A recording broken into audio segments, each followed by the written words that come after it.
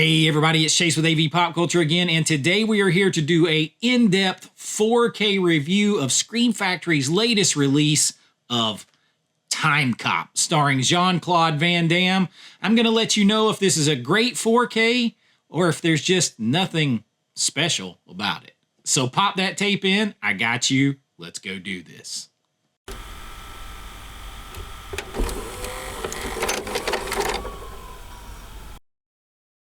All right, so TIMECOP. This is a mixed bag of a release, and I'm going to tell you why in just a minute. First thing we're going to do is talk about the movie for just a minute. We're going to do a little bit of a review. If you've never seen this movie, I think it's an underrated Van Damme movie. I like the whole time travel aspect. I like the sci-fi action aspect of it. He is literally a time cop. This is set in the future, and we have developed the ability to go back in time. So, of course, there's always people who are going to use that for nefarious purposes.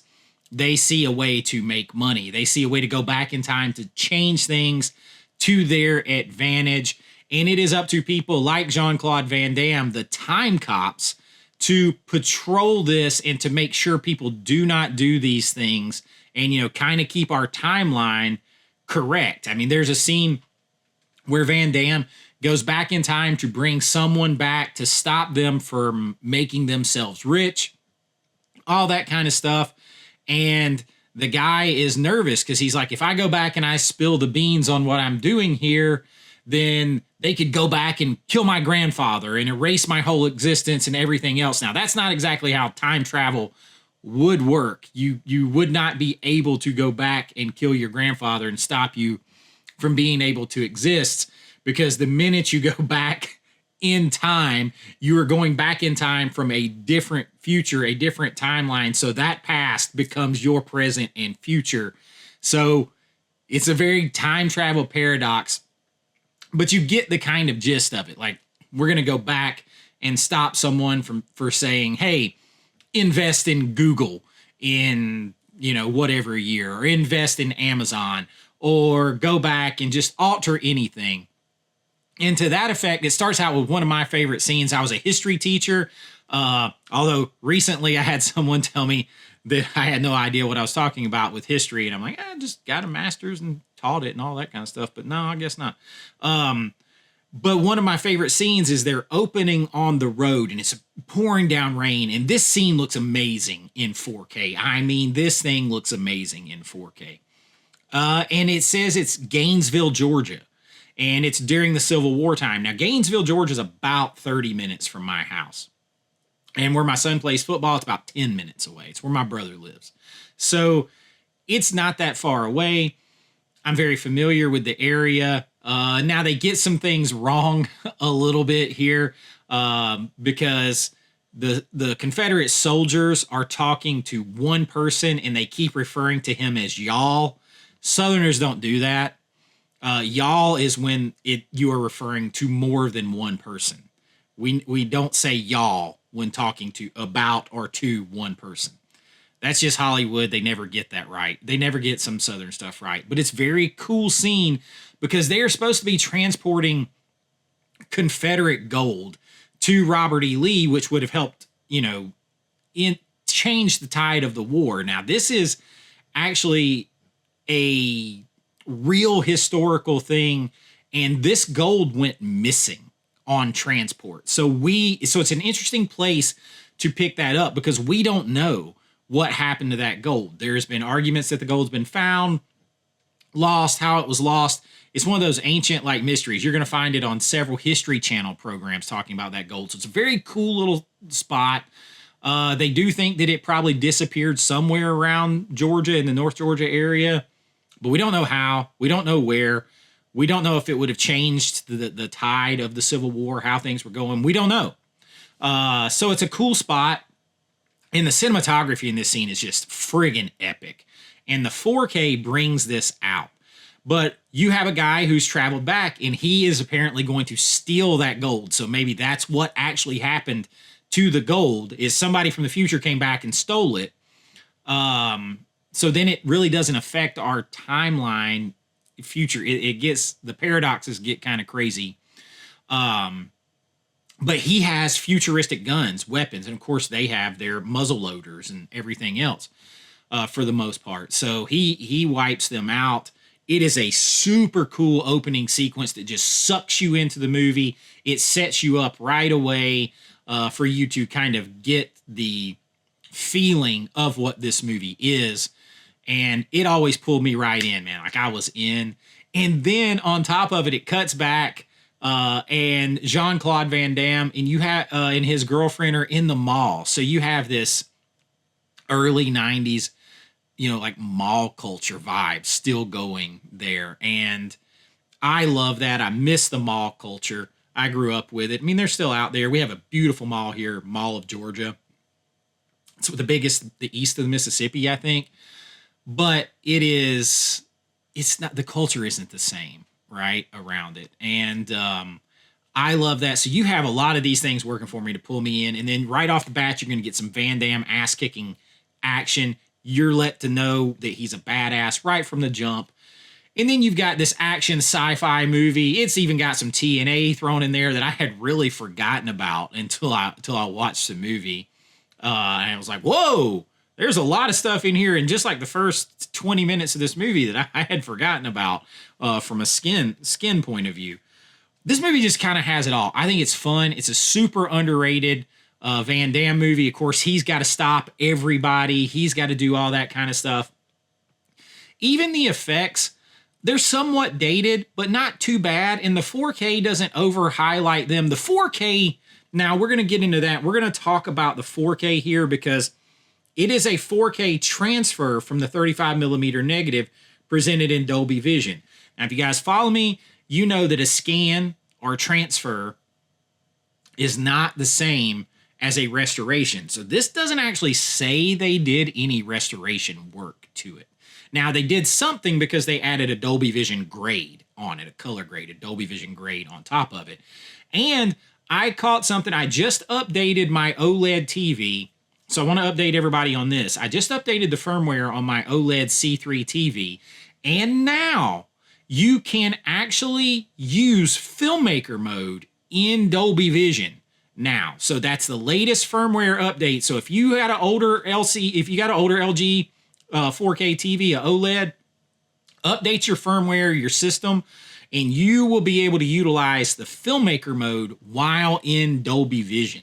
So that's a big thing. I had to work with redoing some of my settings.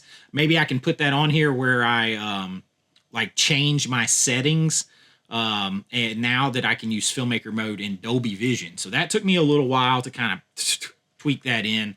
But it looks great, despite the fact that it doesn't seem like there's any other restoration on here. It looks good. The film could have been in a great shape. It's not that old. So maybe they just scanned it. They put a Dolby Vision grade on it and whatever.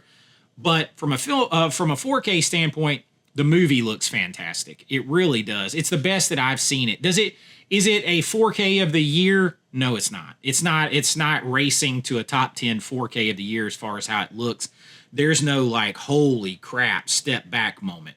But is it like muted and obviously in need of more work, like Daylight, let's say, the 4K from Kino Lorber? No. It's just a damn solid 4K. It is. I do not have the Blu-ray. I don't even know if there was a Blu-ray, to be honest with you. I'm sure there probably was. But it's definitely better than the DVD. I don't do the whole Blu-ray 4K comparison. That's just a taste thing. But from a technical standpoint, Blu-rays cannot be as good as 4Ks unless they screw up something on a 4K. So I just don't do it. Unless I'm just trying to show you, like, hey, look at the difference in this here. But from a quality standpoint, Blu-rays are never going to be as good as 4Ks unless they mess up the 4K somehow. But you might taste preference, like the color treatment, the very digital look of Blu-rays, all that kind of stuff, because they were a very digital space. And they very oversaturated them with color and everything and digitally enhance them to make them look sharper. They cranked up contrast usually and all that kind of stuff to make them look sharper. So they have a very digital look. Whereas 4Ks, including this one, have a much more natural filmic look to them. And this retains that filmic look. And you might say, well, you're spending all this time telling us about 4K. What all's in it? You told me about it. Yeah, man, that's it. There is no, when I say there's nothing special about this, there's no special features. And when I mean none, brothers and sisters, I mean none. There is nothing, nada, el zippo on this. So if I turn it around and show you, it'd be a little hard to read on here probably, but there's literally nothing. There is the cool standard slip here with the original artwork, and then you open this bad boy up, and my 4K is actually over there in the player. And they give you the Blu-ray with it, so you're going to get it on Blu-ray too. But y'all, that's it. There's no reversible slip art. There is not a single solitary special feature of any kind. There's not even the original theatrical trailer thrown on here for the hell of it. There's no image gallery. There's no essays. There's no commentaries. There is nothing. I don't know if I have seen a release this devoid of just anything. Like, you didn't try to go back and grab anything like archival. Now, I didn't have the Blu-ray, so I don't know. You didn't try to go back and grab anything archival. You didn't grab myself or some other YouTuber or something at least to come and do a commentary. Look, I 100% would love to do a commentary on some of this stuff. I absolutely would. And, you know, I wouldn't charge them $1 million or something to do it. I would just love to go and do it.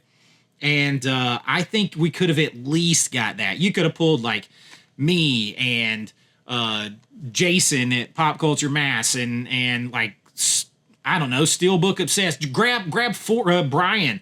Grab 4 or 5 of us. Grab CHA, whoever. Grab 4 or 5 of us. Just come and talk about it. Throw it on here. We would talk about it, and it would spread through the community out here, the physical media community. But just releasing this in just absolute bare bones fashion is surprising.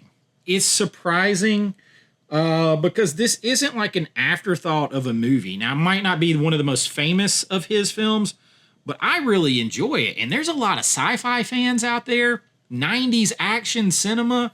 Like, you gave us nothing. And I'm a big proponent of Scream Factory and Shout Studios. I defend them to a lot of you guys. And this 4K is good. Now, could it have been better if they did restoration work? I don't know. I really don't know. Because they didn't do... you don't know. And that's what I said when I did some of my other reviews. If all you do is the scan and you don't do any restoration work, you just do a scan, transfer it into digital, and throw a Dolby Vision grade on it, HDR grade or whatever, you leave yourself open for questions. You just leave yourself open for questions because you could have possibly done more. And we just never know. We never know. And it doesn't really, like, even if you don't do any, if the film is in great condition and you didn't do anything to the film, it doesn't take all that much effort to do some, like, just cursory digital restoration to it. Now, I'm going to assume, which is a dangerous thing, that they at least like newly color balanced and color corrected, because it seems like they'd have to do that before they put a Dolby Vision grade on it. But I don't know, because it doesn't say that.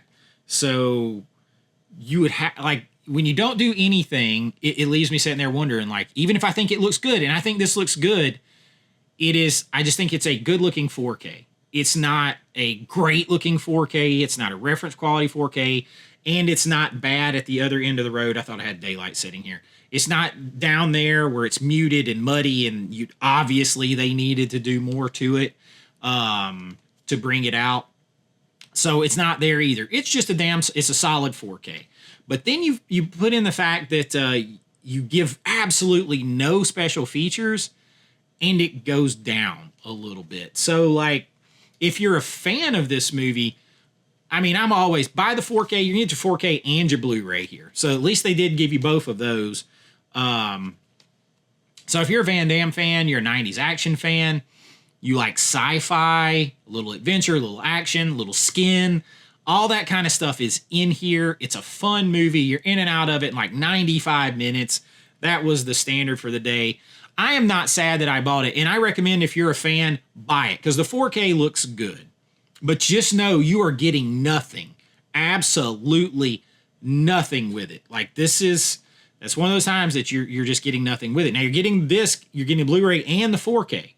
So that you got to keep in mind. You are getting both of those, but I don't know, out of a grade on this, out of a 10, the picture is probably, I mean, it's just solid. It's probably like a 7.5. It's probably a 7.5. I would say anything above like an 8.5, you start to get into reference quality. Holy shit, that 4K pops territory. This isn't there. I would say anything below like a 6.5 or a 6, you start to get into the, this is kind of muddy. They should have did something. They cut corners. It's obvious this could be better. It looks better than Blu-rays and 4Ks, but they could have done better. And then anything below like a 4.5 or so, they cut corners and they needed to do work. They screwed something up probably if it's below like a 4.5. So I put this up there a little higher. It's like high middle range. It's not going to threaten for one of your 4Ks of the year or anything like that, but it's just a solid add and upgrade to your collection. So I would recommend it for that. If you're a fan, just know going in, you're getting nothing with it. But that's what I got for you today. I hope you enjoyed it. We do everything here: 4K reviews, physical media news, lists, recommendations, videos. I love recommended movies to you from all kinds of ways. And it all comes from a fan and filmmaker's perspective. I've been making movies for a long time, and I love sharing what I know with you. And if you enjoy that, please like and subscribe. It really helps out the channel. And until next time, be kind, rewind like always. This is Chase with AV Pop Culture, and I'll see you real soon. Bye-bye. I know.